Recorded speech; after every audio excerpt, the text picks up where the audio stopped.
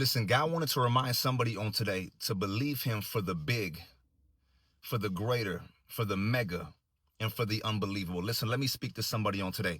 So many of you, you have these ideas of what you want in your mind, but God says, what you have, the vision that you have, the vision that you think is so big, he says it's still too small for me.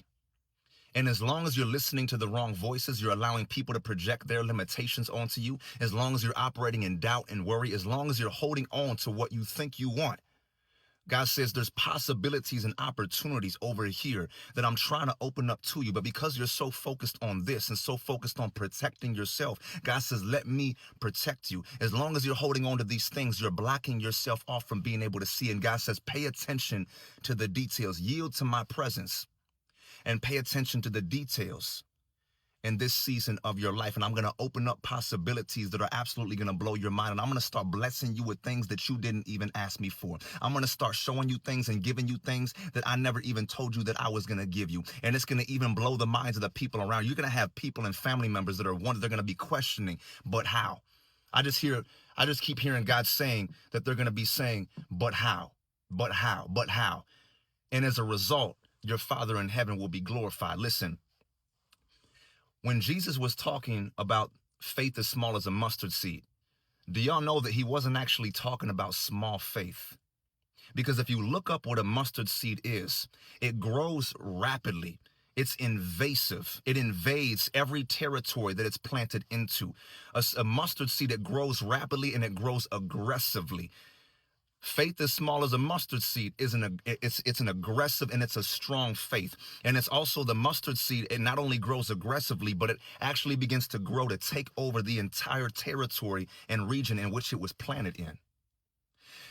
This was Jesus giving revelation of the type of faith that's able to take over regions and territories, that's able to break through territorial limitations, that's able to break through cultural and generational ceilings. Can I speak to somebody on today, and may you receive this message? Listen, God says, go. There are going to be places in which he sends you to. There are going to be things that he wants to show you. And God says, just go.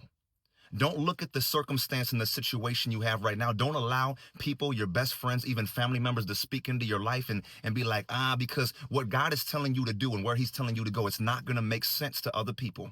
They're going to be like, bro, you're crazy. You don't have the means or the circle. You don't even have the resources or the provisions to do that. I don't know what you sound crazy. It doesn't make sense. God says, do it anyways, and do not allow these people to contaminate.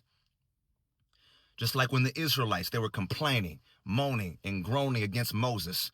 The venom was released by the snakes, and a lot of them died. A lot of them died in the wilderness. Do not die in the wilderness in this season. You are entering the promised land. But while everybody else thinks what God is telling you to do is crazy, God says, just go and walk into the place in the land that I am going to show you. And I'm going to do things that are going to blow your absolute mind.